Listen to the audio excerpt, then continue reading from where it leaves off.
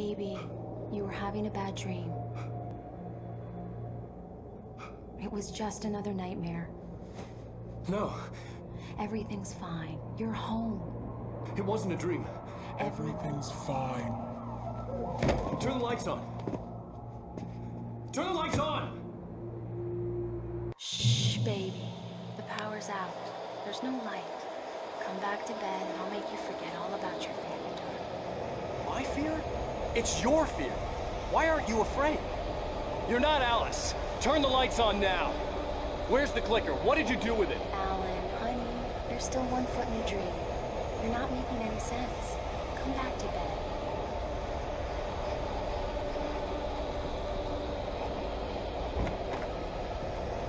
Alan, you're scaring me now. Come back to bed. Have you taken your pills? Do you want me to call Dr. Hartman? I read your manuscript. It's brilliant. Departure is your best regret. You're a genius. I'm so proud of you. Come back to bed. We'll talk more about it in the morning. Come back to bed, Alan. Come back to bed, Tom.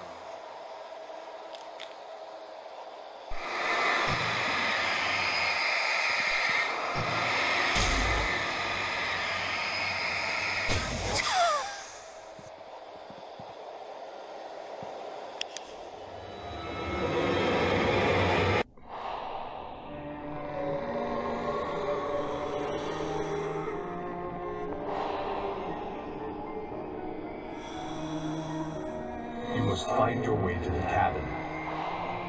It stands in your way. It won't let you pass. It has no heart. It's filled with darkness. You must fill its heart with light.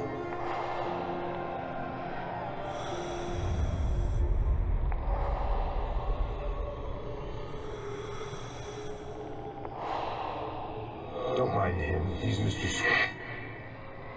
Your friends will meet him when you're gone.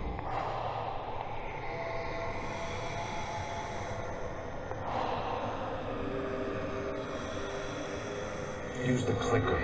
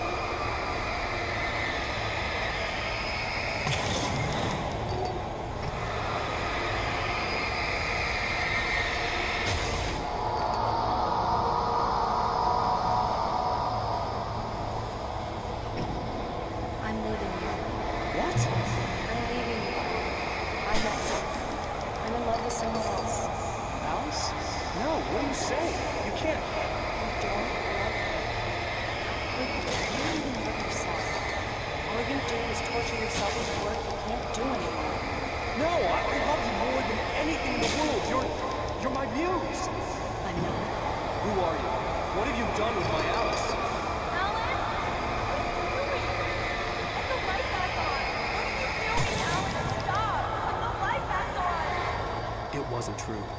Nothing like that had ever happened. I invited myself across the ocean.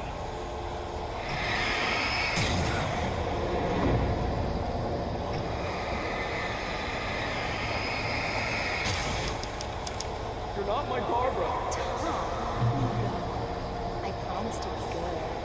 Please, untie me, you naughty boy. I will help you reach your masterpiece. I will love you forever. No, you're not Barbara Jagger. I made a terrible mistake. I should have never written you back. You came back wrong. Your heart is filled with darkness. What that knife away, Thomas. Put it down. Mine is filled with darkness. Cut it out. Take you back to the depths of caveman.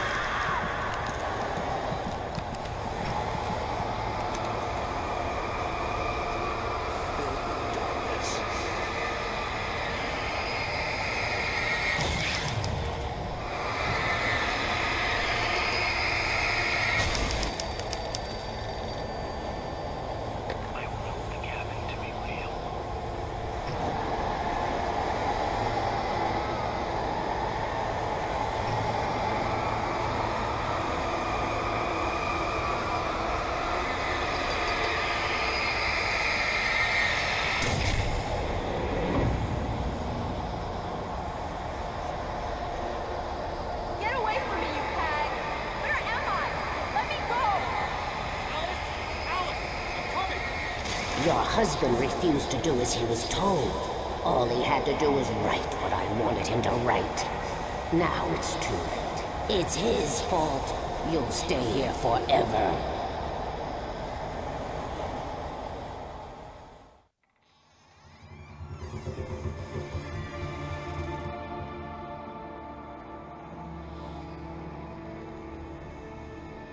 Now you will never get her back.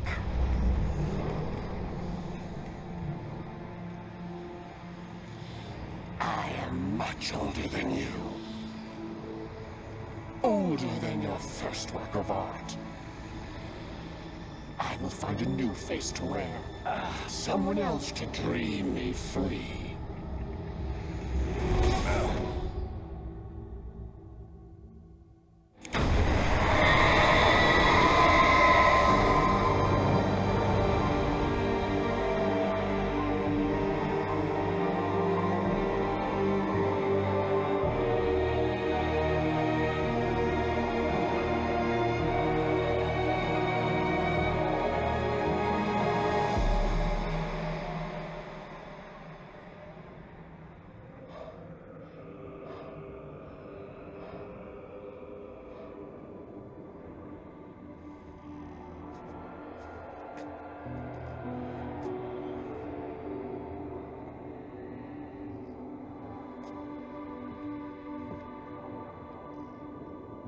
I could feel Alice's presence close by.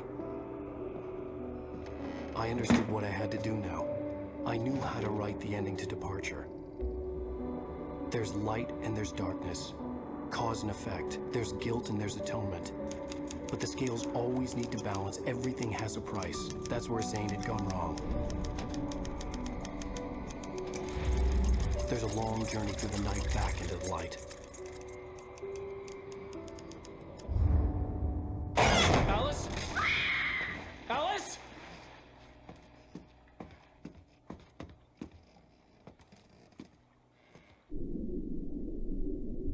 Oh no!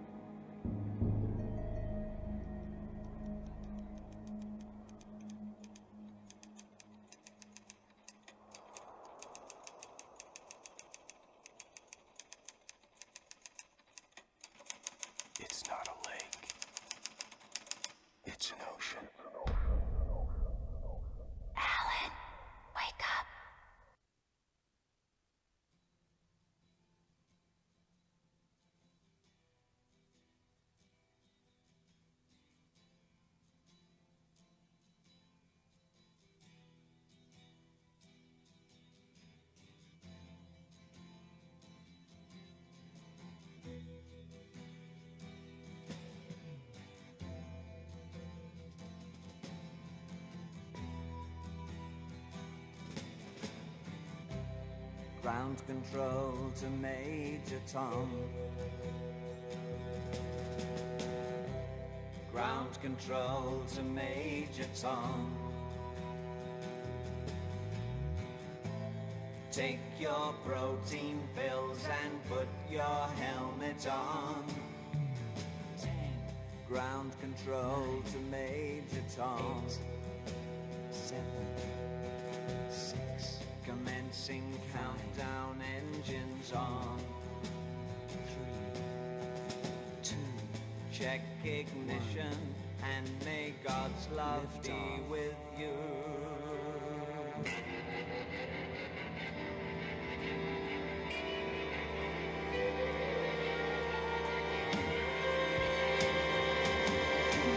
This is ground control to Major Tom. You've really made the grade, and the papers want to know whose shirt you wear. Now it's time to leave the capsule if you dare. This is Major Tom to ground control. I'm stepping through the door, and I'm floating in a most peculiar way, and the stars look very different today. For here am I sitting in a tin can. Far above the world.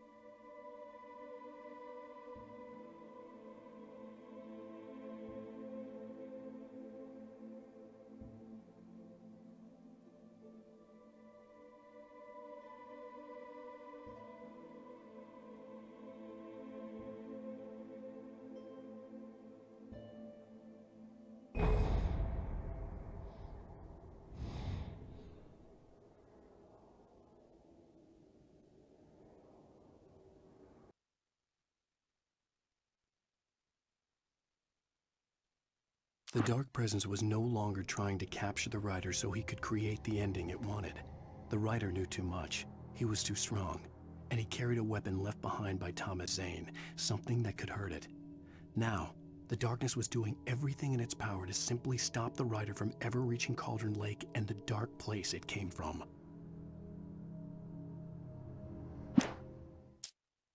The bottom of Cauldron Lake was a graveyard of things the lake had claimed in one way or another over the decades. The dark presence brought them up in its wake, scattering the rotten waterlogged hull of an old boat here, the remains of a long-ago crashed airplane there, trees shattered under the impacts. The earth groaned. It didn't even notice. Zane cut its heart out, but it didn't die. The thing that wore Barbara's face kept crooning sweet nothings sugar-laced with poison. He put on the suit, untied the monster from the chair. The thing in his arms thrashed weakly, but he held fast. He stepped outside, off the pier, and into the dark water, a sinking pinprick of light descending toward a bottom that never came. The dark place I found myself in was unlike anything I could ever have imagined. It wasn't solid. It flowed. It was conceptual and subjective. For someone else, an artist in another field, it would have been very different. I could sense the story of the manuscript all around me, the words and ideas floating in the air, poised to become real. After Zane had gone, I stood alone in the shifting dream that was the dark place. I had to find a way to the cabin. I'd written myself a way through this place in the manuscript. I followed the idea of a path. I'd written myself across the ocean that blocked my way, and with that, there was a bridge to the island beyond. The idea of the cabin flickered in the underwater darkness. I willed the cabin to be real, and it was. The Poet and the Muse, lyrics by Old Gods of Asgard, the first verse. There's an old tale wrought with mystery of Tom the poet and his muse, and a magic lake which gave a life to the words the poet used. Now the muse, she was his happiness, and he rhymed about her grace, and told her stories of treasures deep beneath the blackened waves, till in the stillness of one dawn, still in its misty crown, the muse she went down to the lake, and in the waves she drowned. The Poet and the Muse, lyrics by Old Gods of Asgard, the second verse. The poet came down to the lake to call out to his dear. When there was no answer, he was overcome with fear. He searched in vain for his treasure lost, and too soon the night would fall. Only his own echo would wail back at his call. And when he swore to bring back his love by stories he'd create, nightmares shifted in their sleep in the darkness of the lake. The Poet and the Muse, lyrics by Old Gods of Asgard, the third verse. In the dead of night she came to him with darkness in her eyes, wearing a mourning gown, sweet words as her disguise. He took her in without a word, for he saw his grave mistake, and vowed them both to silence deep beneath the lake. Now, if it's real or just a dream, one mystery remains, for it is said on moonless nights they may still haunt this place. In the end, Barry wasn't going to shoot Sarah. They both knew that. Once she had no chance of catching up to Wake, Barry gave up the gun and sat down on the floor, shielding his face from the merciless glare of the well-lit room. "I don't think I'm ever going to see him again," he said in a weak voice. Sarah didn't have it in her to be mad at him. Besides, he was probably right.